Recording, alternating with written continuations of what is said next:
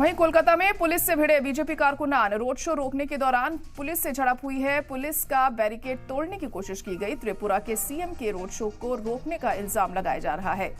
तो अहम खबर इस वक्त आपको बता रहे हैं कोलकाता से, जहां पुलिस से बीजेपी के कारकुनान भिड़ गए हैं। रोड शो रोकने के दौरान पुलिस से झड़प हुई। पुलिस का बैरिकेड तोड़ने की यहां पर कोशिश की गई इनके जरिए। त्रिपुरा के सीएम का रोड शो रोकने का इल्जाम इन पर लगाया गया है। तो बड़ी और अहम खबर इस वक्त कोलकाता से, जहां पर पुलिस के साथ भिड़े हैं बीजेपी कारकुनान और यहां पर भी माहौल काफी तनावपूर्ण देखने को मिला हमें। जैसे कि आप तस्वीरें देख सकते हैं किस तरह से पुलिस और जो बीजेपी कारकुनान हैं आपस में भिड़ गए और बैरिकेडिंग तोड़ने की कोशिश की इन्होंने। रोड शो रोकने की कोशिश की जा रही थी। रोड शो रोकने के दौरान पुलिस से झड़प हो गई इन लोगों की।